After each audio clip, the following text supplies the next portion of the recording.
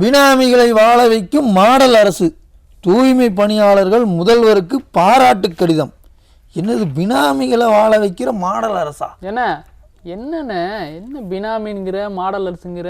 பினாமிக்குன்னு தனி சட்டமே இருக்கு, ஒன்றும் விளங்கலையானே, என்ன தெளிவாக சொல்லு. அதான்ப்பா எனக்கும் புரியல. இப்போ பினாமிகளெல்லாம் ஒழிக்கணும் அப்படின்னு சொல்லி தான் எல்லா இடத்துலையும் பேசிக்கிட்டு இருக்காங்க. இவங்க ஏதோ தூய்மை பணியாளர்கள் பினாமிகளை முதலமைச்சர் வாழ வைக்கிறாருன்னு சொல்லி கடிதம் எழுதியிருக்காங்களாமே, என்னன்னு எனக்கு ஒன்றும் விளங்கலை. அது ஒன்றும் இல்லைப்பா. இந்த நம்ம முதலமைச்சர் இருக்கிறார்ல, அவர் அம்பேத்கரோட பேரில் ஒரு திட்டத்தை ஆரம்பிக்கிறார். அது என்னென்னா தூய்மை பணியாளர்களை தொழில்முனைவாக்குறோம் அப்படின்னு சொல்லியிருந்தார் இல்லையா, அந்த திட்டம் தான். அந்த திட்டத்தை வந்து பார்த்தீங்க அப்படின்னா கூட்டணி கட்சிகளோட பினாமிகளுக்கு, கூட்டணி கட்சிகளோட தலைவர் இருக்காங்களே அவங்களோட பினாமிகளுக்கு இந்த திட்டத்தை வந்து வாரி வழங்குகிறாரு, மக்களோட பணத்தை. இதுதான் அது, வேற ஒன்றும் இல்லை. ஆமாப்பா, அதுதான் போட்டிருக்காங்க. இப்போ அதாவது தூய்மை பணியாளர்களை வந்து பார்த்தோன்னாக்கா இவங்க வந்து முதலாளியாக்குறேன்னு சொல்லியிருக்காங்க.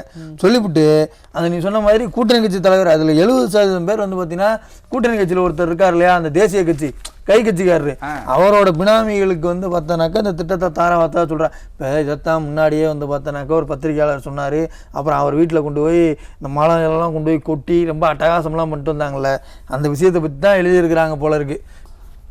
ஆமாண்ணே, இப்போ நகராட்சி துறையில் கூட வேலை போகிறேன்னு ஒரு ஊழல் நினச்சேன், அதில் அந்த கூட்டணி கட்சி தலைவருக்கு கூட பங்கு இருக்குது அப்படின்னு வெளியில் பேசிக்கிட்டு இருக்காங்க. இது எந்த அளவு உண்மைலாம் தெரியல, விசாரணை பண்ணி பார்த்தா ஒரு வேளை தெரியும் உண்மையா இல்லையா அப்படின்னு. எப்பா இந்த ஆளுங்கட்சியோட கூட்டணி இருக்குல்ல, அந்த கூட்டணியை கொள்கை கூட்டணிலாம் கிடையாது, கொள்ளையடிக்கிற கூட்டணி. இவங்க தான் வெளியே கொள்கை கூட்டணி அந்த கூட்டணி இந்த கூட்டணி பேசிகிட்டு இருக்காங்க. இவங்கெல்லாம் சேர்ந்து கூட்டணி வச்சதே கொள்ளையடிக்கத்தான். என்னமோ போகிற போக்க பார்த்தா அப்படி தான் இருக்குது. ஏன்னா இப்போ தம்பி சொன்னால் கூட பார்த்தீங்கன்னாக்கா இந்த மாதிரி காசை வாங்கிட்டு வேலைக்கு ஆள் போட்டிருக்காங்க, அதில் வந்து கவர்மெண்ட் வேலையை விற்றுருக்காங்க சொல்ல போனால். இப்போ அந்த விஷயத்தை பற்றிலாம் வந்து கூட்டணி கட்சி தலைவர்கள்லாம் பேசணுமா இல்லையா? எவ்வளவு இளைஞர்கள் பாதிக்கப்பட்டிருக்காங்க எல்லோட்ட போயிலுங்க. இப்போ அவங்களுக்காக அந்த தலைவர்கள்லாம் பேசுகிறால பேச மாட்டாங்க, அப்படியே கமுக்கமாக இருப்பாங்க. எல்லா விஷயத்துலையுமே இப்படி தான். இப்போ சமீபத்தில் வந்து பார்த்தீங்கன்னாக்கா பள்ளிக்கரணை தெரியுமா, சென்னையில் பள்ளிக்கரணைன்னு ஒரு இடம் இருக்குது. இப்போ அங்கே வந்து பார்த்திங்கன்னா சதுப்பு நிலம் இருக்குது, பெரிய அளவுக்கு இருக்குது. சொல்ல போனோம்னாக்கா ஆசியாவிலேயே மிகப்பெரிய ஒரு சதுப்பு நிலம் ஒரு இடத்துல அப்படி பல்காக இருக்கிறது வந்து பார்த்தோன்னாக்கா அந்த பள்ளிக்கரணையில் தான் அப்படின்னு சொல்கிறாங்க. இப்போ அந்த நிலத்தை நம்ம எல்லாம் கட்டணம் போட்டு நிரப்பிட்டோம்னு வைங்களேன், சென்னை அதுக்கப்புறம் என்ன வேணாலும் காப்பாற்ற முடியாது. 4000 கோடி இல்லை, 4 லட்சம் கோடிக்கு நீங்கள் மழைநீர் வடிகால் வாரியம் தோண்டினா கூட, அந்த கால்வாயெல்லாம் வெட்டினா கூட தண்ணி வெளியே போகிறதுக்கு வழியே இருக்குது. அந்த இடம் ரொம்ப முக்கியமானது, சென்னையை வந்து வெள்ளத்துலேருந்து காப்பாற்றுறதுக்கு உண்டான இடம் அது. இப்போ அந்த இடத்துல வந்து பார்த்தோன்னாக்க பெங்களூர் கம்பெனி ஒன்று, இப்போ அவங்க வந்து 2000 கோடி ரூபாய்க்கு அடுக்குமாடி குடியிருப்பு கட்ட போகிறேன் அப்படின்னு சொல்லிட்டு வந்திருக்காங்க. அவங்களுக்கு இந்த கவர்மெண்ட் பார்த்தோன்னா அனுமதி கொடுத்துருக்குப்பா. ஏன்னா அந்த இடம் அந்த கம்பெனியோட இடமா கூட இருக்கலாம் வச்சுக்கோங்க. இப்போ அதில் அனுமதி கொடுத்தா என்ன தப்பு இருக்க போகுது? எப்பா அது எப்படி அனுமதி கொடுக்க முடியும்? அந்த இடம் ஏற்கனவே பாதுகாக்கப்பட்ட இடம்னு சொல்லிட்டு நம்ம கவர்மெண்ட்லேருந்து சொல்லியிருக்கிறாங்க. அதில் எப்படி அனுமதி கொடுத்தா அது சட்டப்படி தப்பு இல்லையா? அது இந்த அரசுக்கு தெரியும் தானே? தெரிஞ்சு தானேப்பா செய்கிறாங்க. இப்போ எல்லாமே வந்து பார்த்தீங்கன்னாக்கா தெரிஞ்சே செய்யக்கூடியது தான்.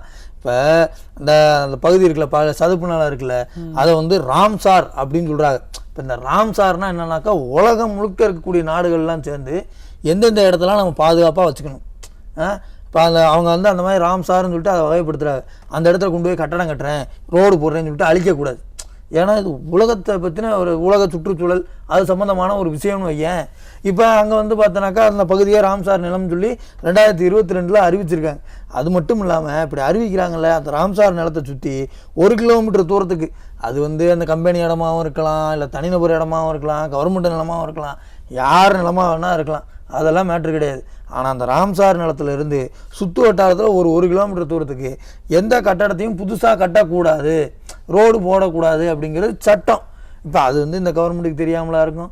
தெரிஞ்சது தானே இவங்க வந்து அனுமதி கொடுத்துருக்காங்க. இப்போ என்ன சிக்கல் அப்படின்னாக்க இந்த கம்பெனி வந்து பார்த்தோன்னா 2022 அங்கே அனுமதி வாங்குறதுக்கு முயற்சி பண்ணுறதா சொல்கிறாங்க. ஆனாலும் வந்து பார்த்தோன்னா 2024 முதலமைச்சருக்கு முன்னாடியே வந்து பார்த்தோன்னா முதலீட்டாளர் மாநாட்டில் வச்சு இங்கே கட்டடம் கட்டுறதுக்கு அனுமதி போட்டிருக்காங்க. இப்போ ஊரில் எத்தனையோ பேர் கட்டடம் கட்டுறான், அதை விற்கிறான், செய்கிறான், வாடகைக்கு விட்றான், அதெல்லாம் ரியல் எஸ்டேட்டு. அது எப்படி ஒரு தொழில் முதலீடு ஆகும்னு தெரியல. பட் ஆனால் தொழில் முதலீட்டாளர் மாநாட்டில் வச்சு தான் இதுக்கான முதல் பிள்ளையார் சொல்லி போடப்பட்டிருக்கு. அதுக்கு பிறகு தான் எல்லா அனுமதியும் இவங்களுக்கு கிடச்சிருக்கு.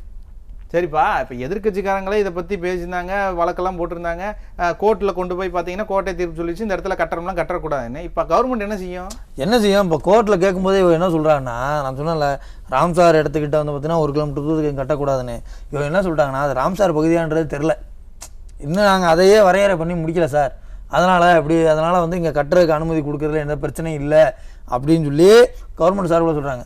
உயர்நீதிமன்றம் என்ன கேட்டாங்க அப்படின்னாக்கா, அதான் ராம்சார் நிலத்தை இன்னும் வரையறைச்சு முடிக்கல, அதுக்குள்ளே ஏன் நீங்கள் கொடுக்குறீங்க, இப்படியே நீங்கள் ஒவ்வொன்றத்தையும் நாங்கள் இன்னும் அந்த வேலை முடியலன்னு சொல்லி கொடுத்துட்டே போனீங்கன்னா ஒட்டுமொத்த சதுப்பு நிலத்தை அழிச்சு முடிச்சிடுவீங்கல்ல அப்படின்னு சொல்லி கேட்குறாங்க. இப்போ அதனால தான் இதுக்கு வந்து தடை அப்படின்றதையே வந்து இந்த கவர்மெண்ட்டுக்கு போட்டிருக்காங்க. இப்போ இதில் நம்ம யோசிக்க வேண்டிய விஷயம் என்ன அப்படின்னாக்கா, கோர்ட்டே தடை பண்ணுது அப்படின்னா அப்போ இவங்க முன்னாடியே இதை கொடுத்துருக்க கூடாது தானே.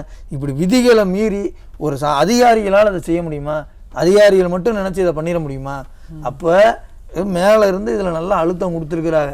இதில் ஏதோ மிகப்பெரிய ஒரு ஊழல் இருக்குது அப்படிங்கிறது தான் எதிர்கட்சி தலைவரும் சொல்கிறார்.